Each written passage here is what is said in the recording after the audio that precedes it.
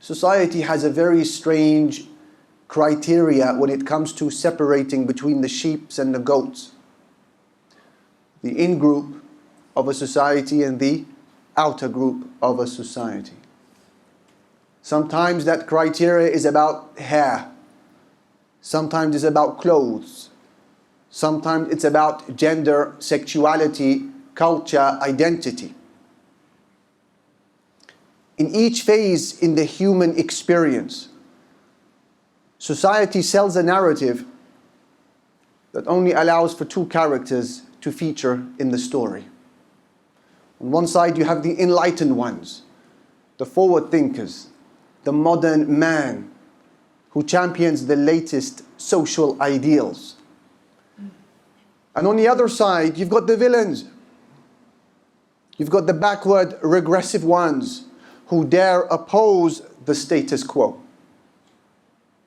At the time of Prophet Musa alayhi salatu wassalam, the apparently enlightened one was the Pharaoh. ما أريكم إلا ما أرى وما أهديكم إلا سبيل الرشاد. I only guide you to the right way. Him and his camp were the enlightened ones.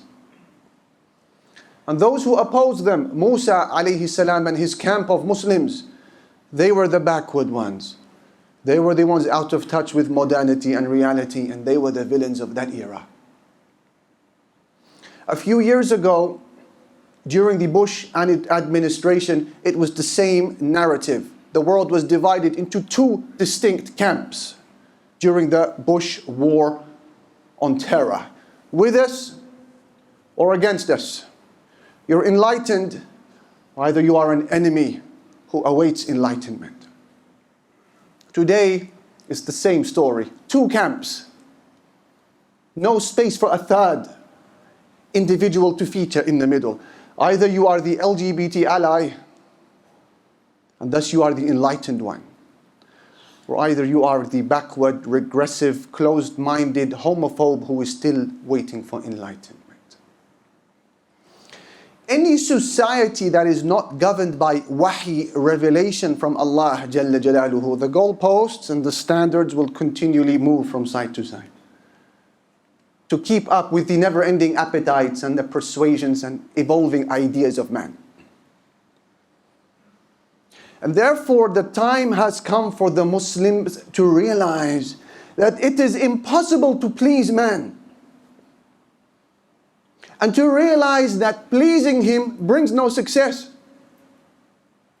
and to focus instead in pleasing the creator of men, Allah Jalla Jalaluhu, and whose pleasure is the definition of success. If you remember a few weeks ago, we spoke about the topic of ghurba, being a stranger. We spoke about the two categories of being strange. We also unpacked a myth that suggests that for you to be a stranger, as the Prophet ﷺ described the Muslims, it therefore means that you have to be helpless and weak. And then we concluded by giving 3 examples of what a stranger looks like. That was the theory. So now is the time to discuss what is practical. I will suggest 4 steps for those Muslims amongst us who feel the bite of alienation, being a gharib, being a stranger amidst his or her family or school, society, community. 4 steps everyone will be able to memorize. Because what does a stranger need more than a friend? I suggest there are 4 things that the gharib should think about befriending. Number 1, befriend iman. For the first 13 years of the Muslim experience in Mecca, they were overshadowed with the dark clouds and the canopies of ghurba, that sense of alienation and being different to society. It hurt them. So Allah helped them by sending them bright verses from the Quran to remove the darkness of alienation. And for the first 13 years in Mecca, Quran focused almost exclusively on 3 topics, and 3 topics alone. Al-Ilahiyat, who Allah is. An-Nubuwat, who the prophets are. As-Sam'iyat, what the hereafter and the unseen is all about. The focus was almost entirely on this: Iman building, Aqidah constructing, identity fortifying. I want you to imagine the Prophet ﷺ sat with the early Muslims in Mecca, Darul Arqam, as he recited to them ayat, early Quran, describing the day of judgment, and to cool down their sense of ghurba, alienation. As he recited to them from Surah At-Takwir, Allah said, إِذَا الشَّمْسُ كُوِّرَتْ, when the sun is wrapped up and put out. وَإِذَا النُّجُومُ كَدَرَتْ, and when the stars are dimmed. وَإِذَا الْجِبَالُ سُيِّرَتْ, and when the mountains are blown away. وَإِذَا الْعِشَارُ عُطِّلَتْ, and when the pregnant camel is abandoned. وَإِذَا الْوُحُوشُ حُشِرَتْ, and when the beasts are gathered all together. وَإِذَا الْبِحَارُ سُجِّرَتْ, and when the oceans are set ablaze. وَإِذَا النُّفُوسُ زُوِّجَتْ, and when souls are paired. وَإِذَا الْمَوْءُودَةُ سُئِلَتْ, and when the baby girl who was buried alive is asked, بِأَيِّ ذَنْبٍ قُتِلَتْ, for what crime was she killed? وَإِذَا الصُّحُفُ نُشِرَتْ, and when people's deeds are made public. وَإِذَا السَّمَاءُ كُشِطَتْ, and when the sky is peeled away. وَإِذَا الْجَحِيمُ سُعِّرَتْ, and when the hellfire is set ablaze. وَإِذَا الْجَنَّةُ أُزْلِفَتْ, and when paradise is brought near. عَلِمَتْ نَفْسٌ مَا أَحْضَرَتْ, at that time every soul will know what it has brought forward. Verses that ease the heat of alienation and feeling strange. Quran that helped the Sahaba shift their attention from their bloodied bodies and injured souls to focus on Yawm al-Qiyamah, that gave them perspective and focus and comfort. So befriend Iman. Start a study of the early Meccan chapters of the Quran and see how it will help comfort you if you are feeling the bite of alienation. Gharib. Number 2, befriend the people of Iman. After Allah Jalla Jalaluhu had tied the hearts of the Muslims to Him, the priority now was to tie the hearts of the Muslims with one another. And contrary to how a lot of Muslims believe that the system of mu'akha, pairing Muslims with one another, began in Medina, no, it actually began in Mecca. Muslims were paired with one another to support each other in Mecca before Medina. Hamza ibn Abdul Muttalib was paired with Zayd ibn Haritha. This was in Mecca, not in Medina. Sa'ad ibn Abi Waqqas was paired with Mus'ab ibn Umair. This was in Mecca, not Medina. Zayd ibn Amr was paired with Talha ibn Ubaidillah. This was in Mecca, not in Medina. Muhajirun upon Muhajirun, brotherhood. Then when they moved to Medina, the Prophet ﷺ paired between the Meccans and the Ansars. The Mekkis and the Ansars. 45 from Mecca, 45 with Medina. And these bonds were so strong that they would in fact inherit one another when the brother passes away, like family members do, until this was abrogated. And they provided financial support to each other, moral support, psychological support, spiritual support, to help overcome loneliness and the feeling of alienation. So when you now come to Salatul Isha, and this is a way of finding your pair, finding your bond, because the gharib cannot do without it. Salatul Isha is an example of where you can find this mu'akha. Salatul Isha is a place, if you come to it every evening, the faces of the brothers will become familiar. And as the familiarity of the faces increases, your sense of ghurba, alienation, will decrease. Then take a moment before you go home to speak to your neighbor in the masjid. Exchange numbers. Then go out for food. Go and play sport with one another. Hire a gym. Play badminton, football. Do something. And then visit each other as individuals and families. Go on a picnic together. And plan how to support their religion together. This will remove the pain of alienation. One brother, one sister is enough. 2 is extra. So befriend Iman. Number 2, befriend the people of Iman. And number 3, before I sit down, befriend knowledge. One does not need to be a scholar of Islam to feel the warm experience of learning about Allah and His Messenger. The one who has knowledge is never alone, and something is speaking to him when he has no friends. Picked up by an ayah, picked up by a hadith, picked up by the tafsir of a scholar. You are never alone. And that is why how beautiful were the words of Shaykh al-Islam Ibn al-Qayyim, who said, describing knowledge, he said, وَهُوَ حَيَاةُ الْقُلُوبِ. It is the life of hearts. وَلَذَّةُ الْأَرْوَاحِ. The sweetness of souls. وَنُورُ الْبَصَائِرِ. And the light of your insight. وَرِيَاضُ الْعُقُولِ. The meadow of minds. وَأُنْسُ الْمُسْتَوْحِشِينَ. The comfort of the lonely ones. وَدَلِيلُ الْمُتَحَيِّرِينَ. The guide for those who are lost. That is knowledge. La ilaha illallah. He is no stranger with it. And then he said, knowledge is as-sahibu fil ghurba. Your friend when you are a stranger. وَالْمُحَدِّثُ فِي الْخَلْوَةِ. Speaks to you when you are alone. وَالْأَنِيسُ فِي الْوَحْشَةِ. And it's your friend when you are deserted. وَالْكَاشِفُ عَنِ الشُّبْهَةِ. And it is the solver of all doubts. So begin a structured study of the religion of Allah. And most of us will only ever need to learn the basics. These are three matters: to befriend Iman, to befriend the people of Iman, to befriend knowledge. And the fourth and final recommendation for those who feel somewhat different to their society and family because of their religion, the fourth suggestion is to befriend optimism and to enjoy the experience of being a gharib. Why should you be optimistic as a stranger, you will ask? Well, I will ask in response to this question, who is the stranger? Are you a stranger as a Muslim? Bearing in mind you stand on the side of Allah, the maker of the universe.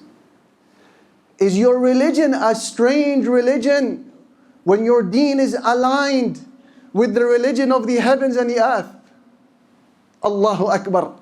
Or is the stranger the one who goes against the grain of creation? Who is the stranger? You have every reason therefore to be optimistic. The universe is on your side, and more importantly, the Lord of the universe, He is on your side. Think about the angels. The perfect angelic hosts created by Allah Jalla Jalaluhu at the dawn of time, whom forever glorify Him and remember Him. What is their religion? Islam. And what do they do night and day? They glorify Allah just like you do. Is it not that Allah Almighty said, وَمَنْ عِنْدَهُ لَا يَسْتَكْبِرُونَ عَنْ عِبَادَتِهِ وَلَا يَسْتَحْسِرُونَ. Those who are near to Him, meaning the angels, they are not arrogant from worshipping Him, nor do they get tired in doing so. يُسَبِّحُونَ اللَّيْلَ وَالنَّهَارَ لَا يَفْتُرُونَ. They glorify Him night and day and they never fatigue. What are you doing here today? You are glorifying Allah with the angels. How are you a stranger? Then I say to you, turn to the heavens and the earth in its enormity, and the seven heavens, the ever-expanding universe, that these scholars are still till this day are unable to chart in size, with its 2 trillion galaxies, are all Muslims like you, glorifying Allah like you. Who is the stranger?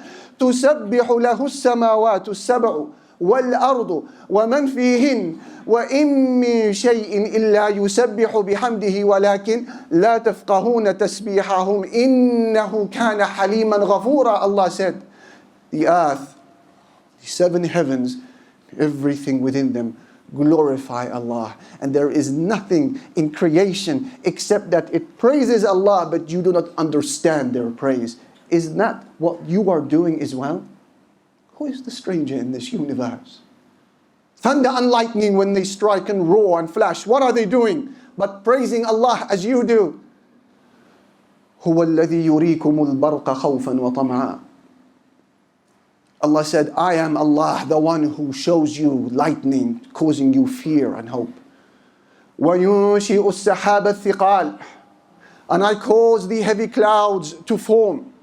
وَيُسَبِّحُ الرَّعْدُ بِحَمْدِهِ. And the thunder glorifies the praise of Allah. وَالْمَلَائِكَةُ مِنْ خِيفَتِهِ, and so do the angels in fear of Him. وَيُرْسِلُ الصَّوَاعِقَ, and He sends down the thunderbolts.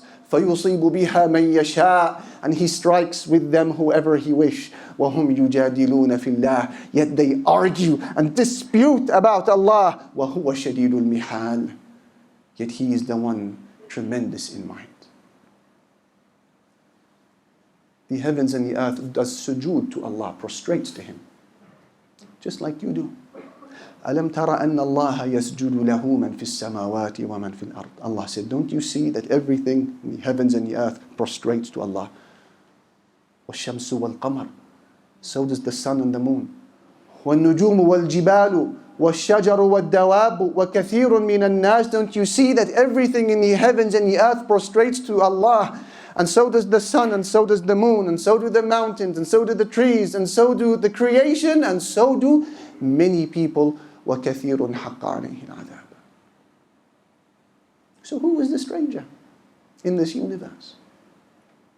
Is it the one who aligns himself with the Creator and has a religion that is the same as all of creation? He is a stranger. Or is the stranger the one who goes against the grain of this all? Who is the stranger in this universe? Don't let anybody make you feel other way, any other way. So with this we realize that Islam is no longer the cause of you being a stranger. Being a Muslim is the cure to your feeling of being a stranger.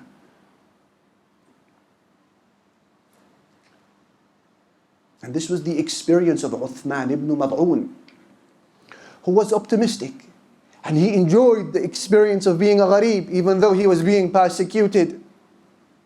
Uthman ibn Mad'un, an early Muslim, who was under the protection of Al-Walid ibn al-Mughira. And he said to Al-Walid, thank you, I no longer need your protection. I can take care of myself. I am under Allah's guard. The next day, the Meccans felt emboldened to hurt him. He had no protection. So they went to Uthman ibn Mad'un and they hit him in his face, and that left him with a black eye. So Al-Walid al-Mughira, he saw Uthman ibn Mad'un and he said to him, Wallahi ya ibn akhi, in kanat aynuka amma asabaha laghaniya, laqad kunta fi dhimmatin mani'a. He said, my brother, did you need this to happen to your eye? Were you not under my protection? A formidable protection? Did you need this? What did Uthman say? The words of a gharib, a stranger, but was a man of optimism who enjoyed the experience because he realized the universe is on his side. What did he say to Al-Walid? He said, بل والله إن عيني الصحيحة لفقيرة إلى مثل ما أصاب أختها في الله. He said, my brother, thank you. My healthy eye is in desperate need of a bruise like the other eye, because it's in the path of Allah. وَإِنِّي وَاللَّهِ لَفِي جِوَارِ مَنْ هُوَ أَعَزُّ مِنْكَ وَأَقْدَمُ. Don't worry about me, because I'm in the protection of someone who is far more capable than you, Allah. Optimism and enjoying the experience. These are 4 suggestions: befriending Iman and befriending the people of Iman, befriending some knowledge in your life, and befriending optimism and enjoying the experience. In conclusion, there is a reality that we should come to grips with when all is said and done about this topic of the ghuraba, the strangers. It's a reality that we should realize there's only one destination where you will feel completely free from the sense of being different, and that destination is Jannah. A man came to Imam Ahmad and he said to him, مَتَى يَجِدُ الْعَبْدُ طَعْمَ الرَّاحَةِ, when will we experience rest? He said, عند أول قدم تضعها في الجنة, with the very first foot that you take into Jannah, there you will rest. Up until we enter Jannah, بإذن الله تعالى, there is nothing that says that the stranger is now condemned to the edge of life's hole. There is nothing that says that the strange Muslim in a community needs to try and copy and imitate what everybody else is doing but never quite getting it right. There is nothing that suggests that you need to be this person who is only ever realized when something goes wrong and blame is needed to be placed on someone. We don't need to be that community. Because the gharib, the stranger, is far too motivated to sit back idly wallowing in self-pity, crying for himself and keeping himself different to his community. Abadan. The gharib is motivated. Why? The gharib realizes that one day the Muslims will become a majority in Jannah. وَالَّذِي نَفْسُ مُحَمَّدٍ بِيَدِهِ إِنِّي لَأَرْجُو أَن تَكُونُوا نِصْفَ أَهْلِ الْجَنَّةِ. The Prophet ﷺ said, I swear by Allah who possesses my life, you, O Muslims, will be half of the inhabitants of Jannah. The gharib is motivated. He doesn't sit back and cry for himself. Why? Because he knows the hadith. لا يزال الله يغرس في هذا الدين غرسا يستعملهم فيه بطاعته إلى يوم القيامة. Allah will continue planting people to serve His religion till the day of judgment. And the gharib realizes that with all of his or her sacrifices, their efforts will not go unnoticed by Allah. Allah said, وَمَا كَانَ اللَّهُ لِيُضِيعَ إِيمَانَكُمْ. Allah would never let your faith go to waste. إِنَّ اللَّهَ بِالنَّاسِ لَرَؤُوفٌ رَحِيمٌ. Allah is ever compassionate and ever merciful to His people.